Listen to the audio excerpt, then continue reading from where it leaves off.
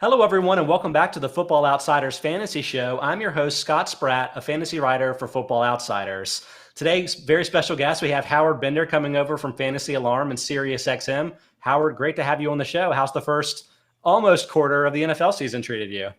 You know what? It's actually treating me pretty darn well. DFS-wise over at Fantasy Alarm, we're absolutely crushing it right now. So, we're getting all those big winners. We had a big $1 million winner over at FanDuel. Someone actually last night hit $100,000 on the showdown slate. So we're feeling good about that. We're starting to see some underperforming players emerge and do well. We're also still seeing some really, decent guys or guys we expected to do well to kind of tank it early. So, some good, some bad, but mostly good. No, that's exciting. Exciting about the big winners that have been using your site. That'll be really good for us today because we're going to go through and preview the slate of the games on Sunday and Monday, both from a DFS perspective and hitting on just a big, broader speaking fantasy storyline. Why don't we go ahead and get that started with the big game in London, the Jets, quote unquote, at the Falcons. I know everybody's going to be waking up early, especially on the West Coast, to check that one out. This game is at Tottenham Stadium in London. I will point out that for people used to having the Dome in Atlanta, this is an outdoor game, so weather could be a factor, although the forecast is pretty good, 63 degrees and clear. So why don't we start with this, Howard? With Calvin Ridley not flying to London, and it looks like also Russell Gage is not going to fly to London, the Falcons are kind of down to some of the bare bones of the skill talent. So can this finally be the week that Kyle Pitts enjoys his breakout game? You'd love to see that, right? Like that's one of those situations where we're anxiously awaiting for them to kind of turn something around here. It could. I mean, it's not like Pitts hasn't really been seeing the targets, though. That's really kind of the problem right now. And I don't know if it's, how the Falcons are using them, moving them in and out of, the tight end spot to the slot and freeing them up there. It's just not, it doesn't just seem to be gelling for them at all. And you would think that with Ridley there, that would pull some coverage away. So I do kind of worry about that. I have a disgustingly large amount of shares of Olamide Zaccheaus now. Aaron Schott's favorite football player for unknown reasons. Right? I mean, it's, because you're going to have Cordarrelle Patterson, who's going to be probably used more as a wideout than a running back this time around. They'll maybe give some extra work to Mike Davis, but I mean, who's there? Like, who's going to catch the ball there? You've got Pitts, you've got Zaccheaus, you've got Patterson, and that's it. Yeah, if I were going to be mean, I would try to make you name all of the wide receivers on the roster because then you're getting down to like the Christian Blakes and Frank Darby's. Yes, I looked that up before the show. But the point is, you mentioned that broadly speaking, Pitts has been seeing a decent target volume at 17.1%, is ninth highest among tight ends. But among the players that they're actually going to be traveling to London with the Falcons, he's got over 25% of those targets so far this season. So you're like, it almost feels like it has to be this week.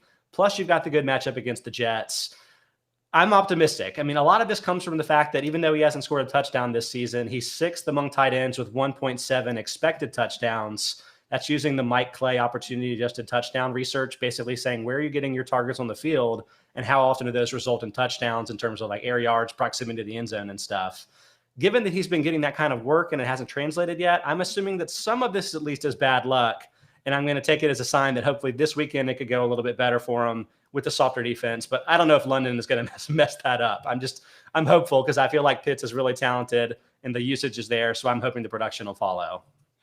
Yeah, it's definitely an issue there when you're talking about the travel back and forth from London. That's, it wears on somebody. Guys get all cramped up and whatnot, making the flight over there. I don't know. I mean, the Falcons, have they left yet or are they leaving on Saturday? So, I almost feel like you want to get your guys out there as quickly as possible just so that on Sunday, they're not still dealing with the jet lag and trying to wake up. Yeah, I think I heard Robert Mays of The Athletic talking about this and how I think Robert Saleh, this will be his third trip over to London, and he's tried it different days of the week and settled on liking to go Thursday, thinking that like the proximity to the game means that you kind of go rather than like trying to acclimate to the time shift. It's all just like one big burst of a trip. You get one practice in and then you play and then it's done with. And so we'll see if that sort of approach works for him. I think both teams left on Thursday to head over there. The funniest part about this is that basically the Jets have the third or three or four best wide receivers on the field, which that has to be the first time that's happened in a long, long time. But I'm recommending as my DFS play for the game, Jamison Crowder at 4,900 in DraftKings. I think that's modestly underpriced, $500 or so. Last week when he returned from his groin injury that kept him out the first few, he had 9 targets, which led the team. Last year, he had a 25% target share, which was 14th among wide receivers. And I know they have a lot better options now than that this year. But just looking at even Braxton Berrios had a 20.6% target share the first 3 weeks. That was 41st among wide receivers. I think if the Jets continue to fall behind in games, they may rely a little bit more heavily on those checkdowns to the slot, which I now think is really going to be Crowder's space. Do you like Crowder at all this week or kind of more generally the rest of the year? No, I do like Crowder. One of the things that we were all concerned about, he wasn't healthy during the preseason, but was the switch going from Darnold to Zach Wilson, looking at a different scheme. Was Crowder going to see the same number of targets? The fact that he saw 9 targets in his first game back, very encouraging, I think. And listen, we know the deficiencies of that Falcons secondary. So you're going to get, I'm hoping Elijah Moore is actually going to be back for this, just so that the Jets can do a 3 wide receiver set, kind of a bunch here, because I think that's really where the Falcons lose it the most. So, Corey Davis drawing some attention his way, maybe Elijah Moore as well. And that'll put Crowder into a much better spot, I think. So we have a question coming in over YouTube. I should probably mention that the Football Outsiders Fantasy Show, and in fact, Football Outsiders in general, is live streaming 1 to 2 p.m. Eastern Time, Monday through Friday, every day of the week. The fantasy stuff comes Tuesday and Friday. Aaron Schatz, Mike Tanier, and others do Monday, Wednesday, and Friday. But the question from CCX3 is it insane to run Zacchaeus over OBJ this week? And I would say, even with the absences Atlanta has, that's pretty insane. Beckham has had, I think it's probably been about a 30% target share the first 2 weeks. Obviously didn't translate into a lot of catches this last week. But the only reason that you might even consider this, I guess, is the fact that there's a torn labrum potential issue. But I think, facing the Chargers, I think the Browns are going to be able to move the ball. If Baker can get it out there at all, it's his non-throwing shoulder. I feel like you're definitely going to want to start Beckham, right? Right, Howard? Yeah, I feel like you've got to start Beckham in this one here. And yeah, you're right. The torn labrum is in the non-throwing shoulder. I think that was more just Baker Mayfield kind of making some excuses for some really lousy play in that game against Minnesota. Again, as bad as the Jets might be, the Falcons are not good. The offensive line is not good. If the Jets can get any kind of penetration and rattle Matt Ryan, it doesn't matter who the wide receivers are out there for Atlanta. They're going to struggle a bunch. At least that Cleveland's going to run the ball heavily, and that's going to hopefully open up the passing attack a little bit more. I'm hopeful. All right, next up we have the Packers at Bengals, 1 p.m. Eastern Time in Cincinnati, 77 degrees and clear. Howard, my storyline here is, do you think Joe Burrow is making the year 2 leap? I know the total fantasy production hasn't totally been there so far, but part of that's been that he just hasn't thrown as many passes as a lot of these other quarterbacks. Looking at all the efficiency stats, 72.9% completion rate, 9.2 yards per attempt, has 9 total touchdowns. They're all top 5 type of numbers. I've liked what I've seen, but what do you think of him so far? He hasn't been throwing as much as he was last year until now. Right? That's kind of the narrative here. Looking at it from an overall standpoint, doing a bird's eye view from 10,000 feet, why in the world, if Aaron Rodgers and the Packers are so good right now and they're moving and grooving, why is this point spread only 3 points, right? Why are the Bengals only a 3-point dog right now? And so you have to kind of equate that in there and say, all right, well, you don't have Joe Mixon. It's going to be Samaje Perine. It's going to be Chris Evans.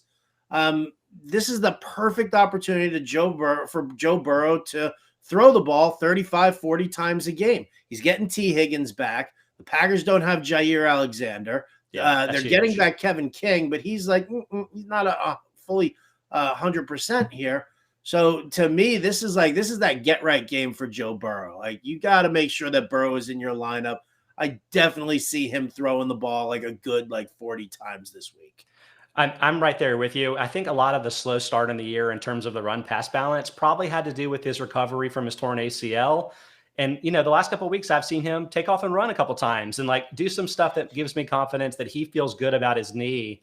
So I totally agree. It's going to transition to being more of him taking control of the offense. And especially if there's a chance they could fall behind to a team like the Packers, they're going to have to throw the ball. Right. So I really like the value there. But the fact that you brought up the Joe Mixon, we think he's going to miss this game. Last I checked, he's got a low ankle sprain, but hasn't been practicing at all this week. I'm throwing this out as sort of a cautious potential DFS play. So Matt J. Pirine is only $4,000 in DraftKings, but obviously doesn't do as much as a receiver as Joe Mixon does. That's been a big part of Mixon's fantasy value. The Bengals offensive line isn't necessarily the greatest. So I don't know. This is a little boom or busty, but would you go with Pirine if you maybe needed to save a little bit of money to spend elsewhere in your lineups? I mean, maybe, look at his price on FanDuel as a possibility here because they still want to run the ball. They still want to establish the run, but I don't know, maybe Captain America, Chris Evans is the sneakier play. I think he's min price over on DK, and he's going to be the guy who's he's the pass catcher. He is really out of that group. Mm-hmm. The one reservation I have is that they just haven't worked him in a lot yet. I think just either 9 touches or 9 snaps. I should have written this down versus 44 for Pirine. Those are probably snaps, but the fact that Mixon's out, that could change the game here. So I could see Evans being a little bit of a sneaky one as well. But those are potential names to look at. Just keep an eye on Joe Mixon's availability heading into the game. All right, next up, we have the Lions at Vikings in the Dome in Minnesota, 1 p.m. Eastern time on Sunday. Howard, how concerned are you about Dalvin Cook's ankle injury? Obviously, he missed week 3, but returned last week. But lost maybe in the lack of production too was that he didn't play as much either. He played 71 and 77% in snaps in weeks 1 and 2, pretty typical for him, down to just 49% in week 4. And obviously you would really want to use him here in a great spot at home against the Lions. But, if he's only going to be playing half the time, it may not be worth it. What are your thoughts? I kind of feel like this is a big game for Minnesota. It's just Detroit's terrible.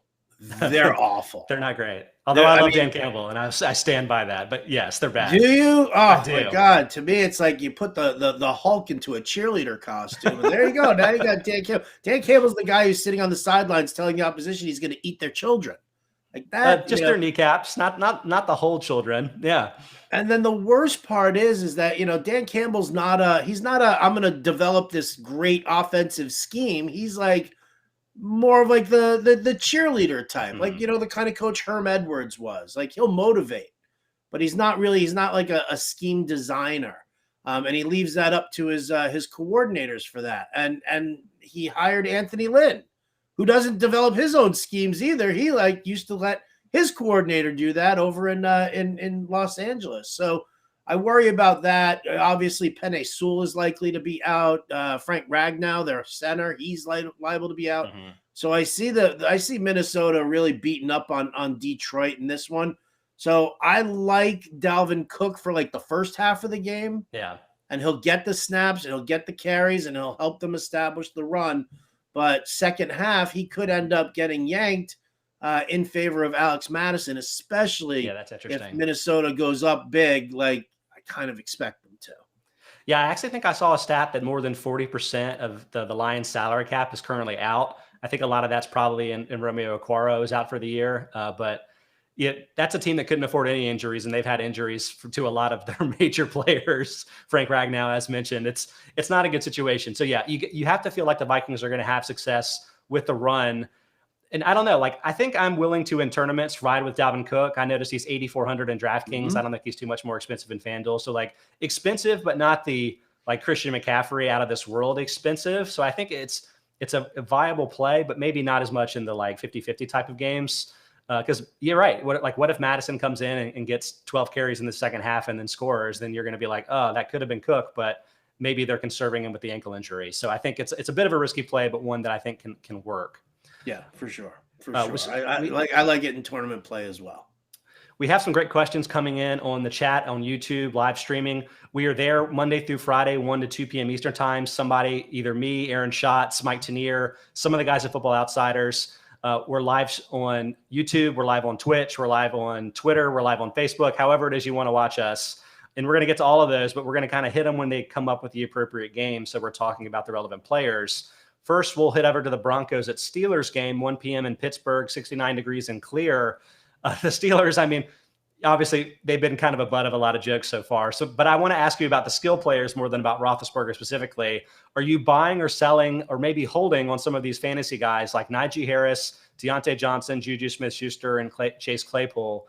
Are there any of them that maybe that you're really relying on in fantasy, like encouragingly, or what's your plan with all of those guys? I'm actually I don't have any shares of any of these Steelers players. I didn't even get a share of Najee Harris, and I wanted to.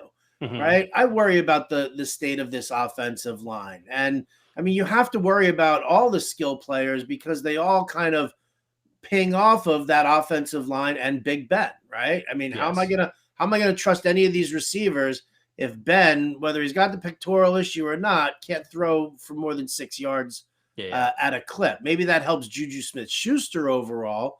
But I mean, we saw him hitting Deontay Johnson on a couple of 15+ yard passes. And he was floating them, it wasn't, there was no zip on the ball. There was a lot of overthrows. Yeah. So, I worry a lot about that. I think that they can, stack the box against Najee Harris. And listen, I love Najee Harris and he'll get his checkdowns, right? So Harris in a PPR format. Okay. Juju in a PPR format. Okay. But I can't really sit there and fully rely on the game that you're expecting to get from Deontay Johnson. And Chase Claypool, he wasn't even seeing the targets early on. Yeah. I mean, so Roethlisberger is a problem, obviously. So for a lot of these guys, the preseason optimism that I had won't come totally to fruition. But part of this too is I almost feel like this was a little bit of the Buccaneers thing over the last, since Tom Brady arrived, where there's maybe one too many of these guys for everybody to sort of hit their marks. Yeah. And we kind of, in my mind, I think saw that with Najee Harris in week 3. So his target totals for the season, 3 in week 1, 5 in week 2, 19 in week 3, and then 7 in week 4. And in week 3, that was the week that Deontay Johnson didn't play. Juju Smith-Schuster got hurt early. And suddenly the Steelers didn't really have enough bodies. And that's how you end up with 19 targets in a game. And I feel like if we could subtract one of these 3 or one of these 4, I guess, from the team, that may help everyone else have a little bit more success, even if Roethlisberger isn't really pushing the ball downfield the way he used to. And so what I'm kind of intrigued by is, what if the Steelers fall out of this thing and decide to trade Juju Smith-Schuster, who's on a 1-year, $8 million contract? He may not come back to the team in the future. It's weird to me that he came back to the team at all anyway. So I'm almost wondering if you should be holding these guys, especially maybe Deontay Johnson, as a potential value play here in that respect. But with the way it is now, I'm not sure I'm super optimistic about any of them. And that includes Harris, who, again, I think that the target total is really inflated by the players around him that were injured in week 3. Well, maybe we should play a round of marry, kill with the wide receivers here, Scott. Okay. You got to marry one, you got to kill one, and you got to one. Okay, Juju, Claypool, and Deontay. Go ahead. So I'm going to kill Smith-Schuster, by which I mean we trade him out of the Steelers, get him to the Chiefs or some team where he has greener pastures to work with. I'm going to marry Chase Claypool because, I think his talent is incredible. And over the long term, he's going to be a really great match. You're going to want to have him for the full career, right? And so then I guess Deontay Johnson is more of a short-term fling for me, which I hate to say, but I mean, this is, what do you want? I think Claypool's just a more talented guy. That's kind of where I landed. Listen, with the deficiencies of Big Ben throwing, it would definitely be short-term interest in Deontay Johnson. Oh, geez. We're going to get in trouble. So let me move on to my DFS recommendation for this game. Honestly, I don't want to play any of these guys in DFS, including Harris, who I think is too expensive. So I settled on Cortland Sutton. I guess at this point, you're hoping Teddy Bridgewater is going to be able to play. I believe he's cleared concussion protocol and is practicing today, Friday. So I think that's probably going to happen. But the Steelers are a pretty good defense. I know they've been a little bit banged up.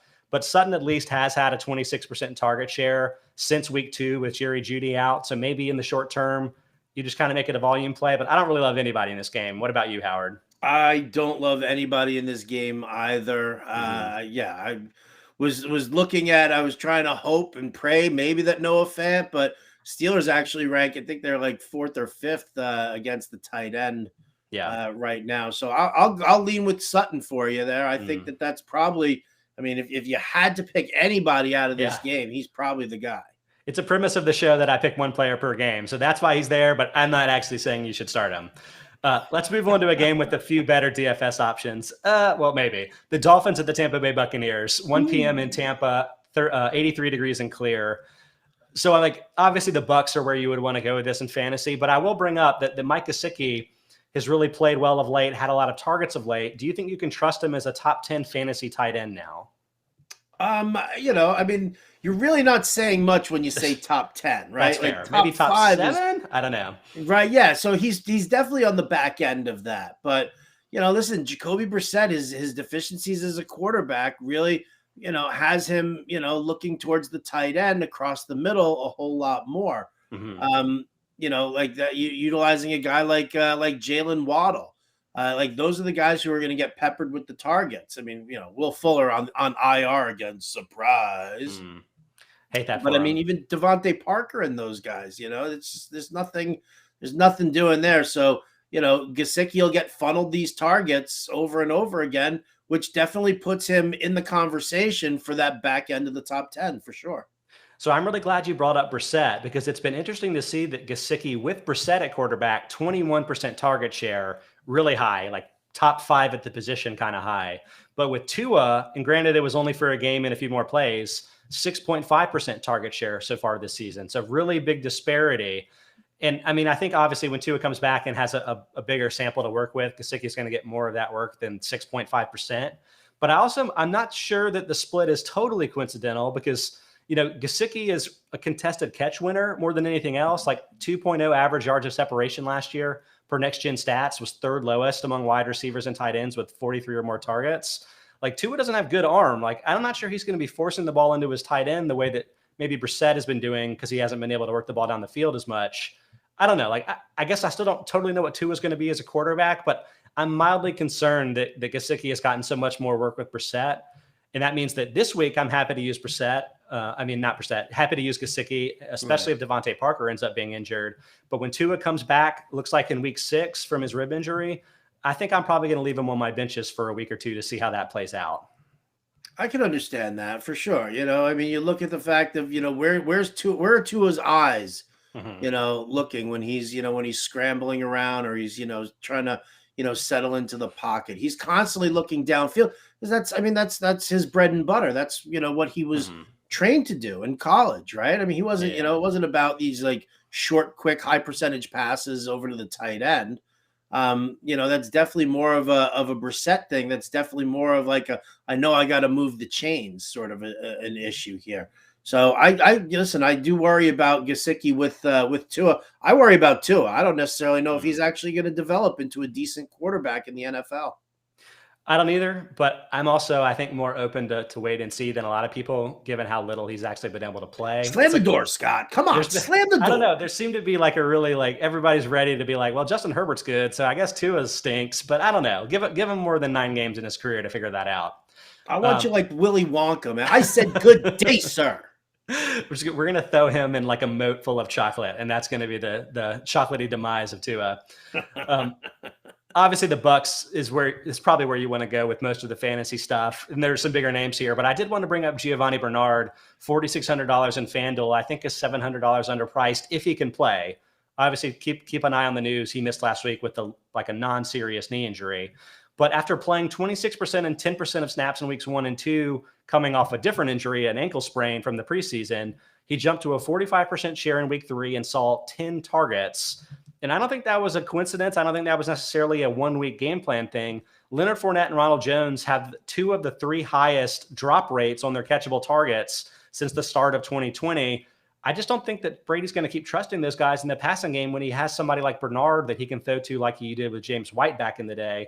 So I think he's going to be a big value when he gets back. Do you like Bernard at all in that offense? I do. It's going to be, obviously, it's going to be game situation, game flow type hard to thing. predict. Like if they're in a competitive battle, well then I could see that, them doing that. But if they're not, if they're blowing somebody out, or they're playing somebody like, let's just say Tennessee, who has the worst secondary, I feel like Brady's just looking downfield for those guys there. I do agree with you. I think Bernard does have value, and I actually invested in him early in the preseason, especially in best balls, because I figured that there are like whatever Tom wants, Tom gets, right? Like Tom wanted Gronk, and when they had Brayton, OJ Howard, he got Gronk, right? Yeah. Tom wanted Antonio Brown, they gave him Antonio Brown.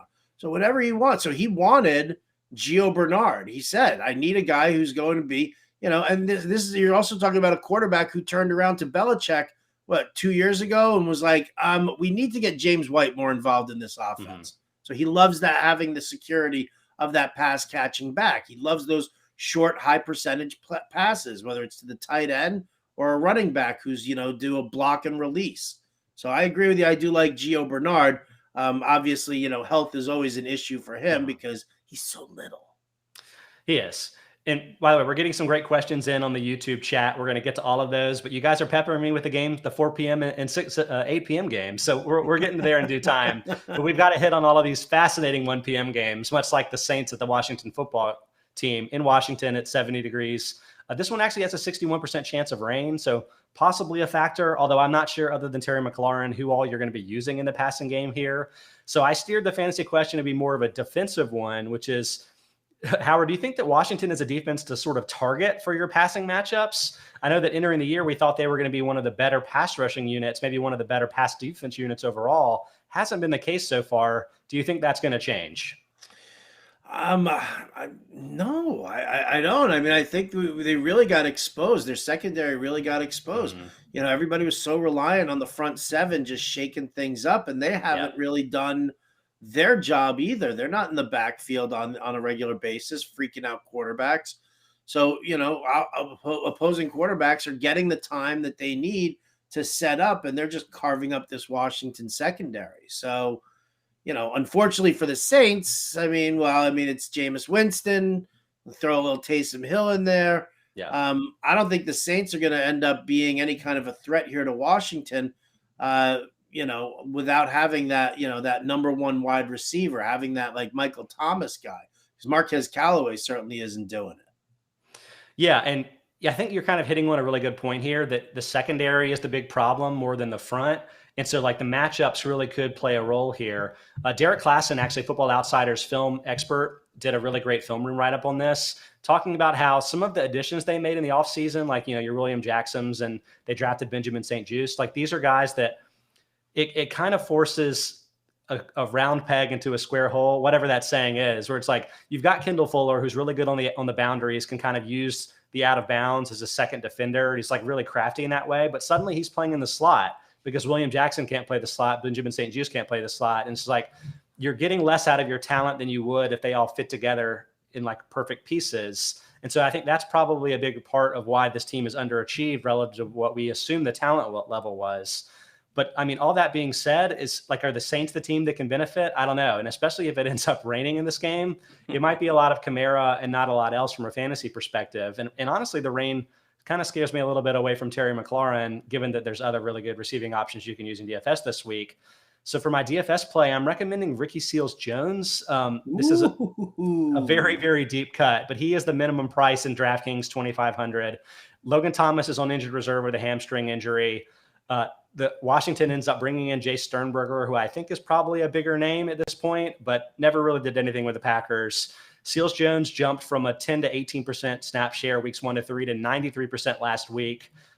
I can't imagine this ends up being more than, say, 6 targets or so, but who else are you getting? Like, if you're not spending all the money on Alvin Kamara and Terry McLaurin, I don't really know who else you would want to use in this game. So Seals-Jones is a bit of a flyer. Is that too crazy? No, because he's minimum price. And, listen, Logan Thomas was seeing 100% of the snaps, right? He saw 14 targets through the first 3 weeks of the season. Ricky Seals-Jones saw 1, which was a touchdown. Then he got 4 in the game, this past game. Especially if you're talking about a game that weather could be a factor in there, then you want those short passes to the tight end. I think the only thing that we got to worry about is, if memory serves, that the New Orleans Saints rank 5th in DVOA against the tight end position. They're actually, I think, top 5 overall in defensive DVOA. Like, I know they haven't really been good this year per se as a team, but that's a sneaky defense to kind of steer away from. So it may be smart to avoid Washington as well in this game and just kind of move on to some other options in DFS.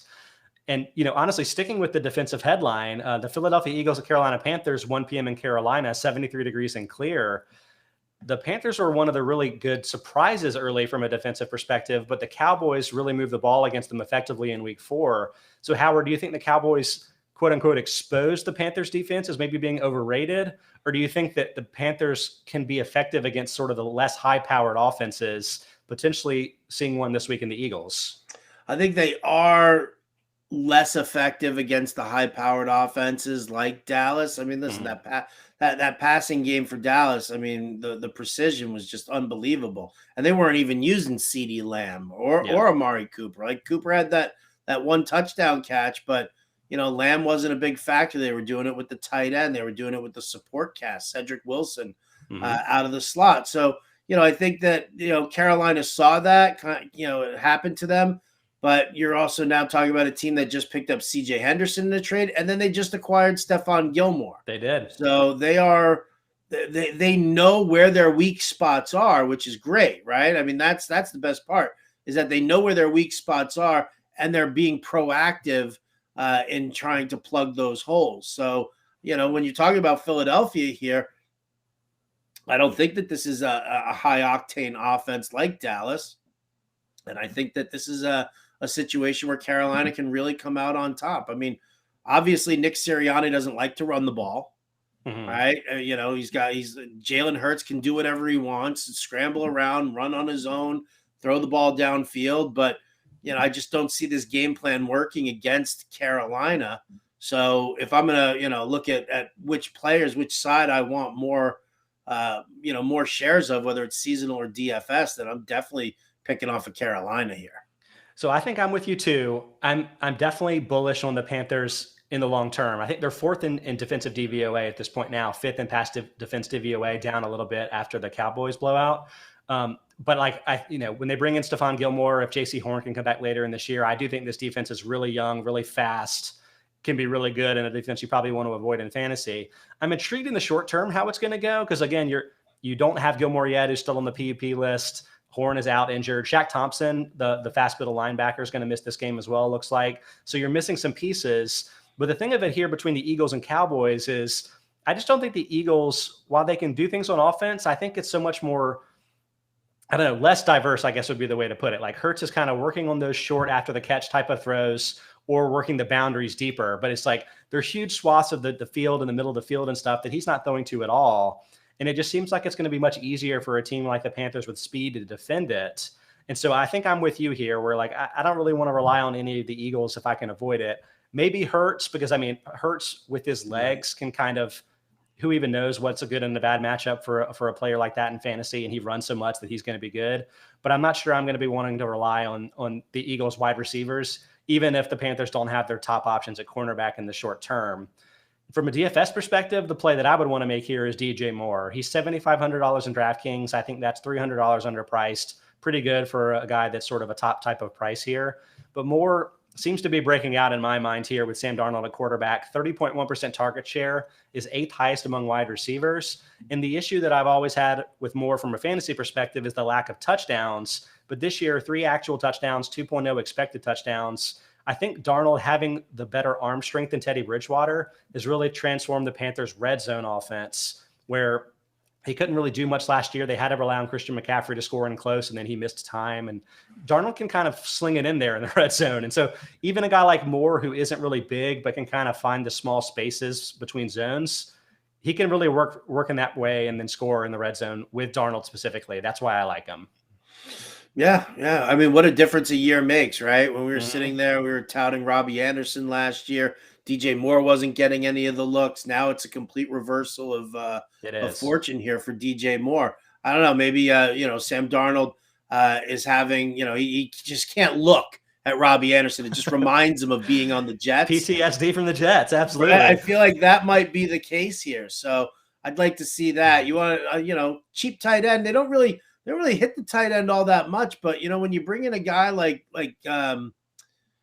Tommy Tremble. Yeah. I mean, listen, I get it. He's gonna get weaned in. It's gonna be some gimmicky stuff at first, but there's a reason they traded away Dan Arnold, right? And it's not because Ian Thomas was so good, right? So I feel like they kind of want to get a little bit more creative with that, because you can't just sit there and just fire the ball to DJ Moore and only DJ Moore, at that point. You're going to have to mix it up a little bit.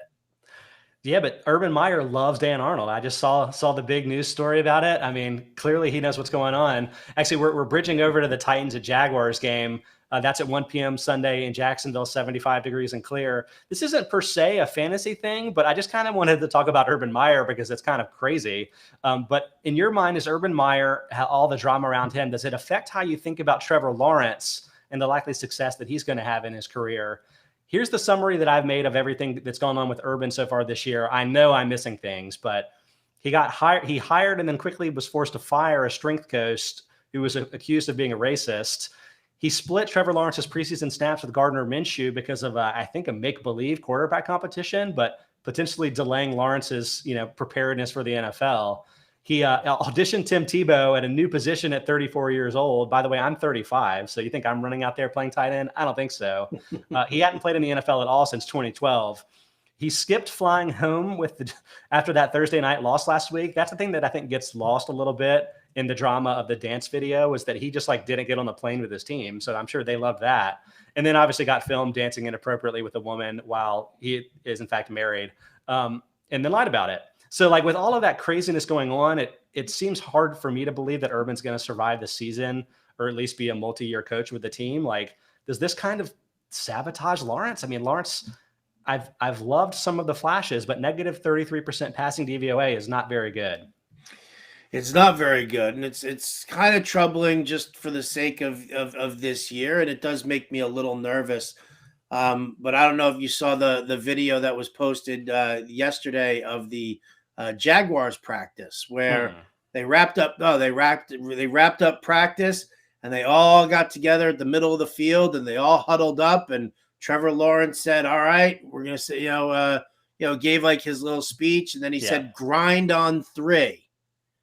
And they all counted to 3. They all yelled "grind," and it was and they started dancing in the clubs. Right, it was like that dig at Urban Meyer. That listen, we heard that he was losing the locker room in the preseason, so I do think it's troubling. But I also feel like you've got some guys on that team who might rise above the nightmare of what their coach is doing and kind of let Lawrence lead them a little bit more, like Marvin Jones and Leviska Chennault and Lawrence and Dan Arnold are all huddled up with each other. And they're like, you know what, whatever the coach says is fine, but let's draw some plays out on the palm of our hands and in the huddle, and let's figure out what we're going to do on our own.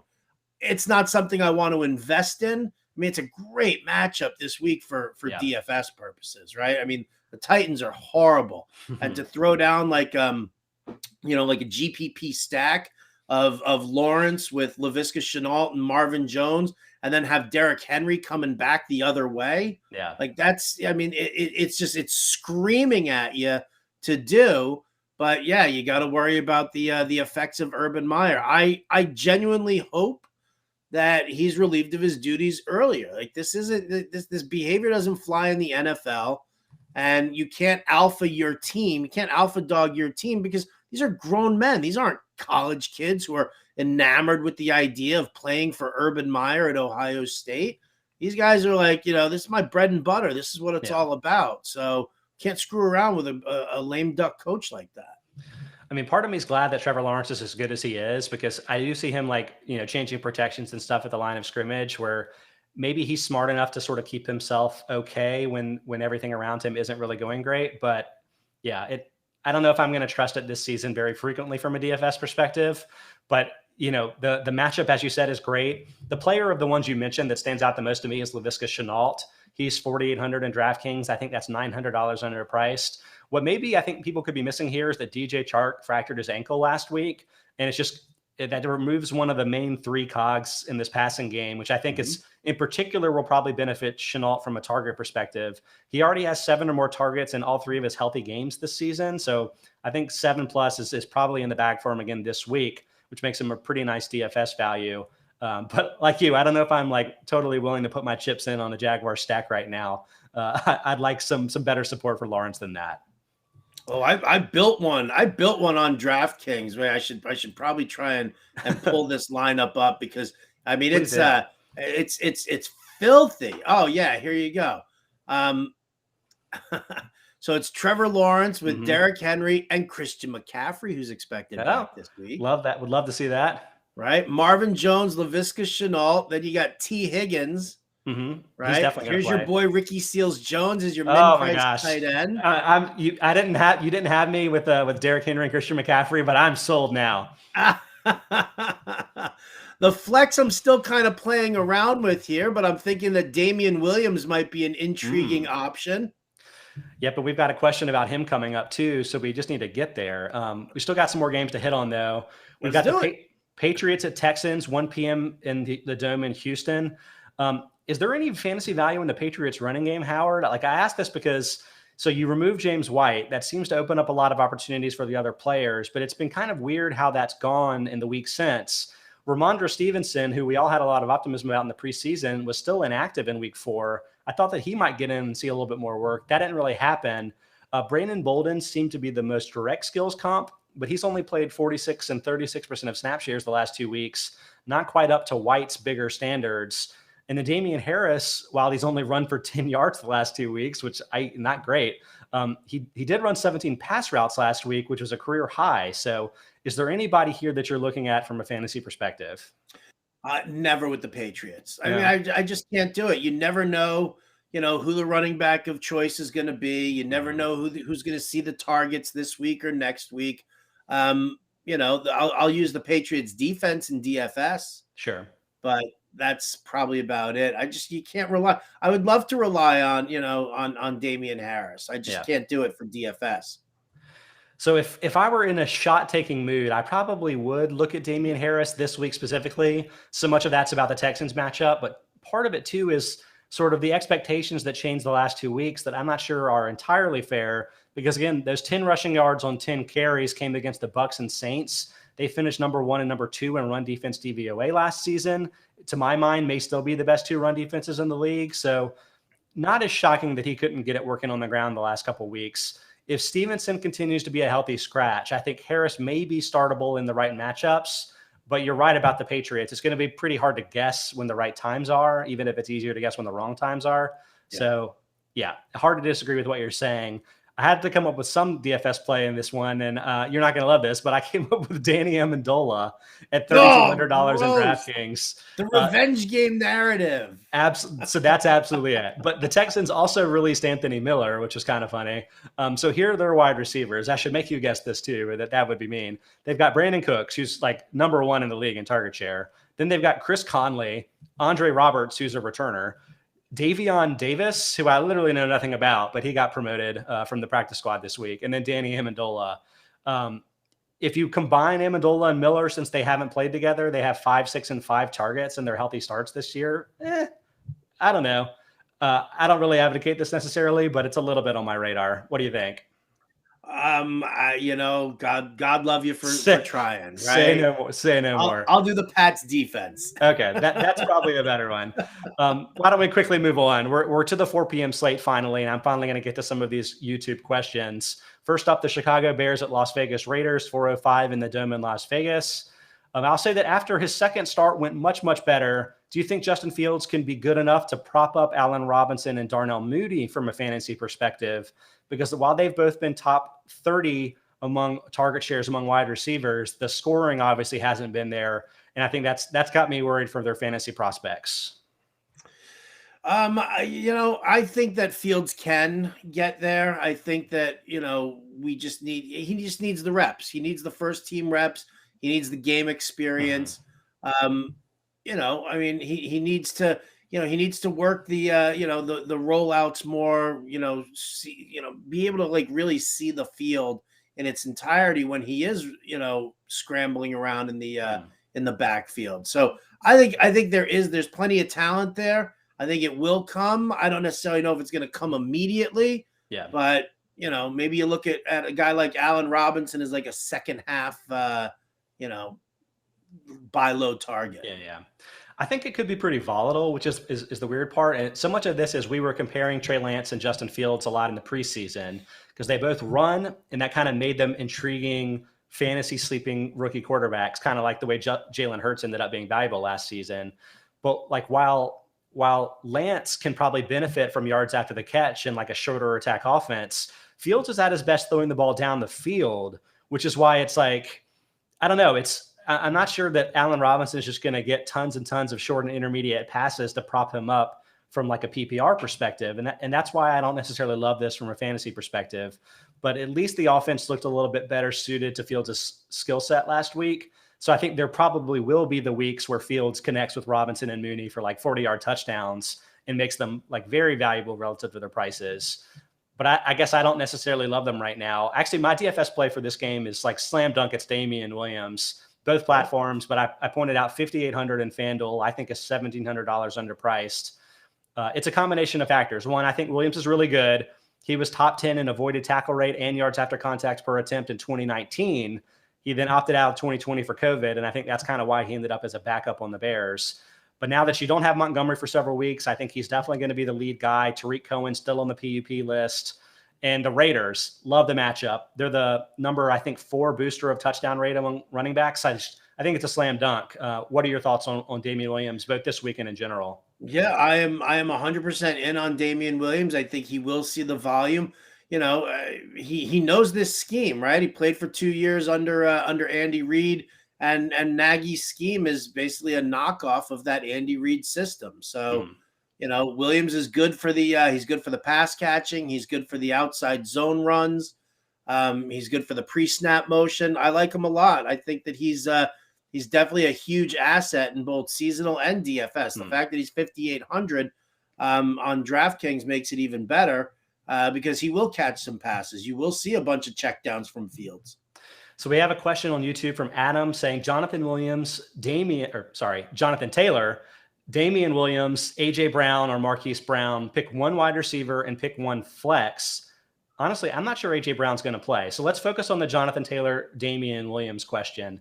I think the obvious answer is Taylor. He's the more trustworthy option, but they're the Monday night game, I believe, in Baltimore. I feel like Williams has a much better matchup. I kind of want to go with him, but what do you say? I kind of want to go with Williams as well. I really do. Good. I think Taylor is a solid guy, but maybe it helps that Nyheim Hines is likely going to be out, but I like this matchup so much more for Damien Williams. I just think he's the more versatile back as well. I think they're both top 10 options. So I'm not worried that you're going to make a bad choice necessarily, but I want to kind of point out that how bullish I am on Damien Williams, because I think he may be off of some radars, even if he was a big waiver wire pickup this week. Yeah. And in a PPR format, I think he serves better than Taylor. He Absolutely. does. All right, Cleveland Browns at Los Angeles Chargers, 4 in the Dome in Los Angeles. Sticking with some of these defense questions, I don't know why I peppered with so many of these, but they're just kind of important narratives right now. Do you think the Browns defense is one to avoid in fantasy matchups? So they're the number 3 DVOA defense overall, number 1 against the run. But I wonder how much of that is coming from that weird Bears game, Justin Fields' first start where he took 9 sacks. So you're right. Is this a product of schedule like the Bills defense could be? I don't know. What are your thoughts about the Browns, and are you scared of them with any of your Chargers players? What I love about the Browns, obviously, that front 7 is rock solid. Their pass rush is fantastic. Myles Garrett is ridiculous. With the Chargers, here's the thing is that, Herbert is versatile enough and good enough to recognize the, when the blitz comes.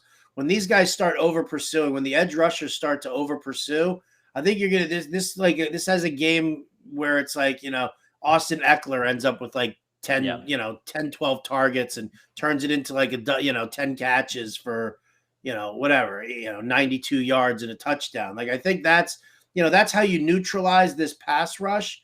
The question is does the secondary hold up? Because they've got some great talent in the secondary, but can it hold up, against Mike Williams and Keenan Allen? So I do love this Browns team. I love their defense, but I'm not gonna sit any of my Chargers because of it. Me neither, too, because they're playing at home in the Dome, and like even if you're not at home, like being in a dome is such a big boon for all of the passing options for an offense that I think I'm not scared enough that I'm going to run away from Justin Herbert or any of these guys. Actually, Herbert at 7,700 in FanDuel, I think is a pretty decent option for you in DFS this week. Domes increase passing yards per attempt by 6% and touchdowns per attempt by 9%. So I think that's going to counterbalance what I do think is probably a really good defense, but enough that I'm willing to run with Herbert for the week. Next up, we have the Giants at Cowboys, 425 in the Dome in Dallas. And I never would have thought I was going to ask this, but do you think Daniel Jones is making a, dare I say, Josh Allen-like third-year leap? I know it sounds crazy, but if you look at the DVOA passing trends, it's kind of uncanny. So for Allen, it was negative 19%, negative 22%. Sorry, scratch that. Allen, negative 36%, negative 12%, suddenly 26% last year. For Jones, negative 19%, negative 22%, and suddenly 14% this season. Kind of quietly really turning a corner this year, or is that just a weird 4-start kind of situation? What are your thoughts with Jones? Well, I mean, you look at what we've seen from the defenses that they've played against. Week 1 against the Broncos, okay, Vic Fangio's defense, rock solid, good. You enjoyed the game there. But then, he excels against the Falcons, against Washington. Yeah. So, those two defenses are probably boosting, I think. Yeah, so that's my thought. Yeah. This is the game for me where it's like, this is make or break for Daniel Jones because Dallas has improved their defense significantly. Trevon Diggs is ridiculous in the secondary right now. If Daniel Jones can go turnover free, maybe one pick, then I'll start to really kind of buy into it. But if he just, if he goes back and reverts to the Daniel Jones that, we know, then I'm going to have a problem thinking that he's going to make that leap. So he doesn't even need to have like a killer passing weekend here. Yeah. Just don't turn the ball over. With you entirely. And I still have a little bit of trepidation that this could be a small sample sort of boost here. But I will say that Jones also has a 28% carry share. That's third highest among quarterbacks. So I like it a little bit more from a fantasy perspective than I'm ready to like it from a real world perspective. And as such, I think he's a decent option, say in DraftKings at 6,000, pretty inexpensive for a quarterback. That's an option for you there. We've gotten a couple of questions about Dak Prescott versus Patrick Mahomes, which may sound a little bit crazy, but I think for Dak being at home facing the Giants, probably a much better spot than Mahomes facing the Bills and their number 1 DVOA defense. But are you sticking with Mahomes there, or is the matchup enough to sway you? I feel like I'm going to stay with Mahomes. The game is expected to be a big shootout with Buffalo. I mean, these are two teams who are contending for the AFC title, basically. Yeah. And when you're talking about Dak, listen, he's been playing really well, but I worry that maybe this is more of a Zeke Elliott, Tony Pollard type game for them because it is the Giants, and you don't need to be too crazy pass heavy with it. So, I got to stick with Mahomes here. I think that's fair. So I actually do rank Prescott ahead of Mahomes. I do all of these specific matchup adjustments related to factors and things like that. And they do come out that Prescott is ahead of Mahomes, but I'll point out that Mahomes continuously defies any type of trend that you would normally see with a quarterback. Like he scores more on the road than at home. He scores more in bad weather than you would expect. Doesn't really matter what defense he faces. He's just kind of the man. So like from a traditional league, I probably wouldn't pull the trigger on that. But I would say if you actually bring the salaries involved, that's where suddenly I'd rather have Prescott at the less expensive DFS price. But two really good options. Again, I'm not sure you can go wrong there. All right, a couple more games to hit. 49ers at Cardinals, really compelling game at 425 in the Dome in Arizona. I mentioned Trey Lance. At this point, I think he's going to be the starting quarterback here. Jimmy Garoppolo hasn't been practicing this week, so I think Lance is going to get the start. Are you optimistic at all about Lance? Like, I feel like Justin Fields kind of poured cold water on the idea that these running rookies could be really good for you in fantasy. But what about Lance? Do you think that he has a better shot?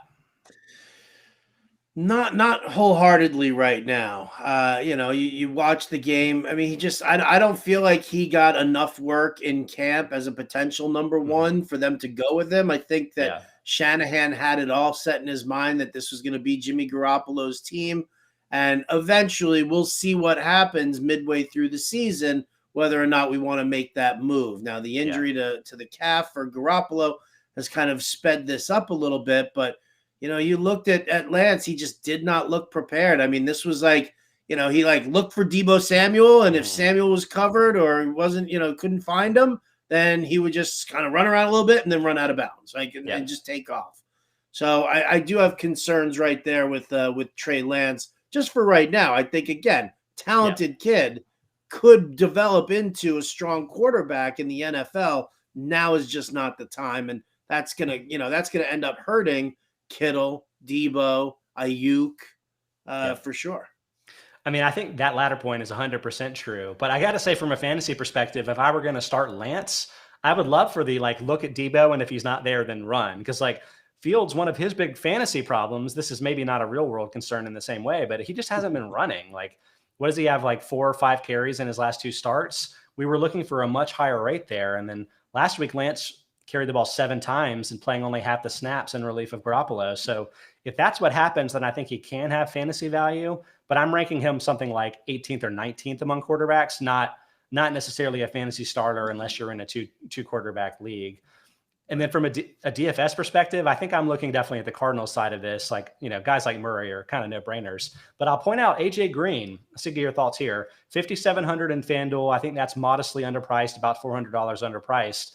Green has an 18.8% target share this season, is 46th among wide receivers. Not necessarily great, but DeAndre Hopkins, 19.5%, is 44th. And I'm wondering if adding guys like Green and Rondale Moore maybe added a little bit more juice to the guys opposite Hopkins, such that that's drawing more of the target share away from Hopkins than I think a lot of us expected. Are you seeing that at all? To me, this is almost more of a don't necessarily start Hopkins point, but what about Green? Would you be willing to start him in a DFS lineup? Maybe in a DFS lineup, one of two things is going to happen with AJ Green this week, right? He's either going to ball out and get another 100-yard game, maybe even get into the end zone, or he's going to get hurt. And if he balls out this week, then it's next week when everybody and their grandmother starts him. That's when when he's going to get hurt. So I'm out on AJ Green. I might be a little bit on the stubborn side about it, but I mean, here's a guy who, just he hasn't been himself in 8 years. So, I mean, I get it, having Hopkins there is going to pull some coverage away, and maybe he's, been rejuvenated in this offensive scheme of Kingsbury's, but I am not going to invest in him at all. I'm just not going to do it. Because the moment the moment you do is the moment he gets hurt. I mean, I can't really argue. Frankly, last year I kept wondering if he was hurt, and we just didn't really know about it. Because negative 0.27 yards after the catch plus per catchable target was dead last among wide receivers with 50 or more targets. But this year it's neutral, negative 0.02. So it's the productivity per catchable target is there, but I can't really dispute the fact that could turn if there's any kind of injury that crops up. Seems likely to happen in the long term, but maybe benefit while you can from a DFS perspective. I don't know. I think maybe we're taking a risk. All right. A couple more games to hit on here. We're to the Sunday night game, the big time game of the week for real world and probably for some of your fantasy matchups too. Bills at Chiefs, 8:20 p.m. Eastern time in Kansas City. Good weather, 75 and clear. Kind of getting back to this defense question, the Bills are the number 1 DVOA defense, and they're the 3rd best ever through 4 weeks in the DVOA database. But who have they played, right? Ben Roethlisberger, Jacoby Brissett, Taylor Heineke, Davis Mills. Not exactly your murderer's row of quarterbacks to face in fantasy. So what are your thoughts? Do you think that the Bills are a defense to actually avoid? I mentioned how I prefer Prescott to Mahomes from fantasy perspective, but this could be a bit of a mirage. What do you think? I am not sitting any of my Chiefs. I'm going all in. Listen, I think that the Bills defense is legitimate. But, again, this is a very special offense. We've seen these teams go against each other. So yeah, I mean, I listen. Mahomes, yes. Hill, yes. Kelsey, yes. I want in on it. I don't necessarily know if I want in on Josh Gordon, but I'll go in on the rest of them. No, that's fair. We should probably hit the Bills offense angle too, because my DFS play recommendation here is Cole Beasley at 4,700 in DraftKings. But, Emmanuel Sanders has kind of been coming on of late, and I don't know if that's like a trend or it's just like a weird split that's happened. What are your thoughts on the number 2 wide receiver for the Bills? Do you like Beasley or do you like Sanders or both? I prefer Sanders. I like his. I like the fact his reliability. Right, he's like developed into. When healthy, he's developed into that guy that Josh Allen knows that he can find on third down and help move the chains. I'm a fan of Sanders. I'm just not really a huge fan of Beasley. I think he serves a good purpose as a slot receiver. Yeah. Sometimes the matchups are really favorable where he's going to be able to be usable, but overall, I like the outside guys of Sanders and Diggs more. So I like them from a talent perspective, definitely. But I will point out that I think this may be one of those good matchups for Beasley because the Chiefs are a bigger increaser of yards per target and touchdowns per target for slot receivers, 14% and 20%, than they are for number 2 receivers. They actually cut number 2 receiver touchdown rate by my projections. So I think this is probably a good spot for Beasley. I don't really know who the Chiefs would try to cover him with. They really don't have very good linebacker coverage options. Maybe they'll bring some safeties up or whatever. But if the Bills end up having to throw a lot to try to keep up, I think that's going to be a lot different game plan than, for example, last week in the rain when they're winning by 40 points. Like, it's not a mystery to me why Beasley wasn't involved last week. I think this week could be a totally different story. We actually had a user ask Cole Beasley versus Damian Harris for DFS this week, or maybe just for a fantasy lineup in general. I know that those neither one are necessarily your favorite guy, but if you had to pick one of the two, who would you go with at flex? If it's a PPR, if we're talking about, PPR leagues, it'll be Beasley. Yeah. Standard leagues, it'll be Damian Harris. I do think Damian Harris gets some work. I do think he gets into the end zone this weekend. Okay. So yeah, maybe better options. Given the matchup. Such a soft matchup, right? So soft. Absolutely. All right, one more game to hit on, Howard. That's the Monday night game. We brought it up earlier. Colts at Ravens, 8:15 p.m. in Baltimore, 72 degrees and clear.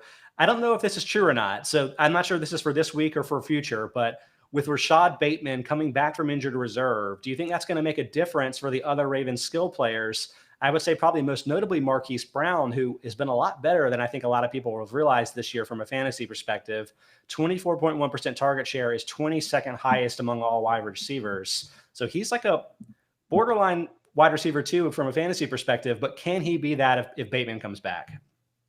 Listen, anytime you get somebody else in there who can help draw coverage away, I think it's a huge bonus.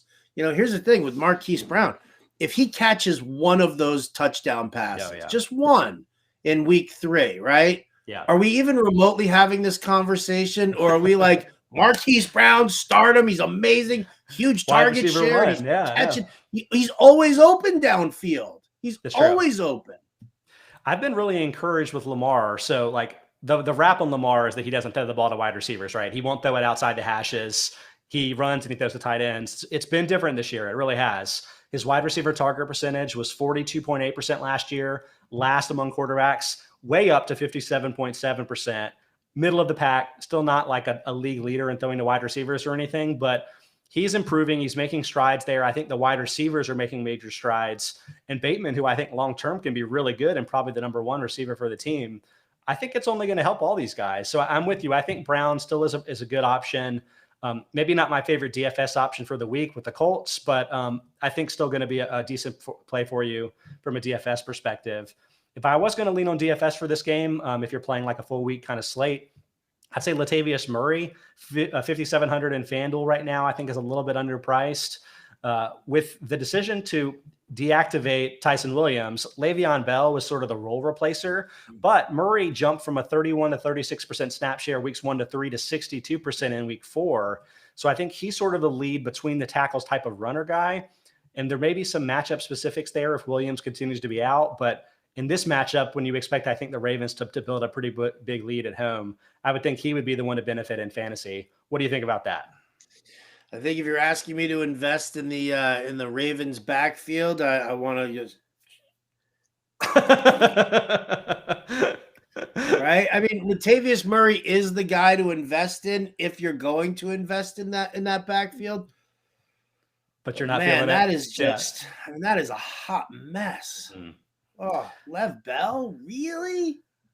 I mean, but the amazing thing about the Ravens is, and I don't know how much of this is Lamar, how much of it is run blocking, and I know they have worse offensive linemen than they typically do, but they just produce like 4.6 yards per carry or higher, no matter who's in the backfield. It can be Gus Edwards, it can be anybody. I feel like, is Latavius Murray dramatically worse than Gus Edwards? I don't know. Gus Edwards had fantasy value last year.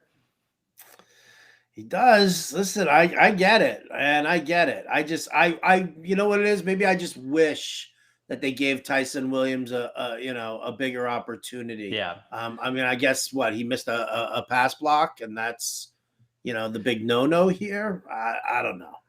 We'll see. I mean, we'll see, because that was 1 week. We don't even know for sure if Williams is going to be activated for Monday night. So, honestly, given that you can't really make other decisions if news comes out, maybe it's a situation to avoid. But I'm not sure we've heard the last of Williams yet this season either.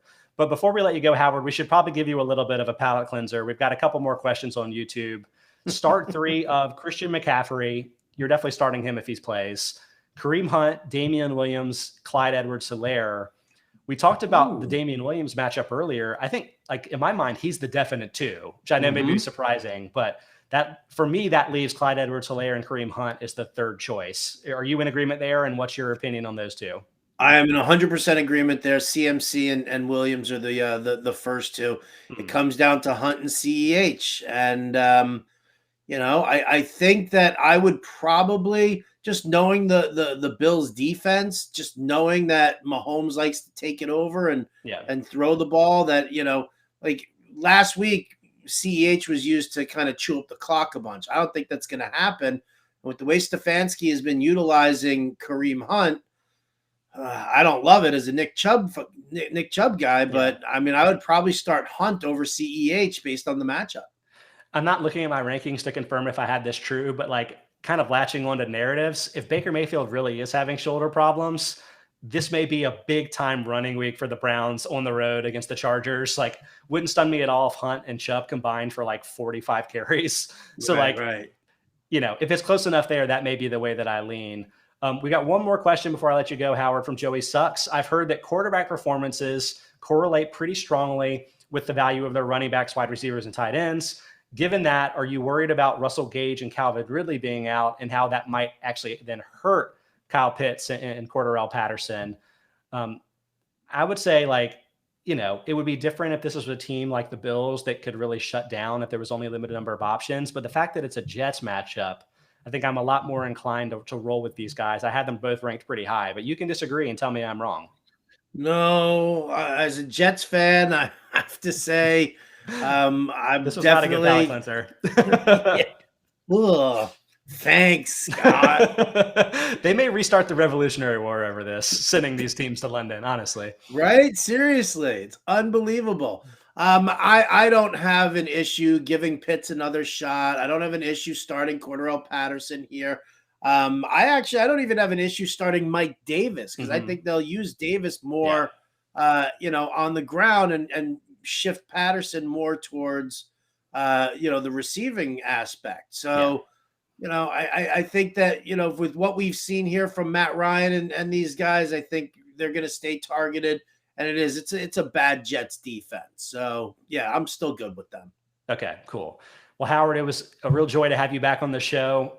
It sounds like Fantasy Alarm is doing great. You guys are getting a lot of FanDuel winners, a lot of other stuff going on. But tell everybody how they can find all of your work, including Sirius and everything else you have going on. All right. Well, you can catch me on SiriusXM Fantasy Sports Radio, Channel 87, Monday through Friday, 6 to 8 p.m. Eastern Time. Me and Jim Bowden, the GM.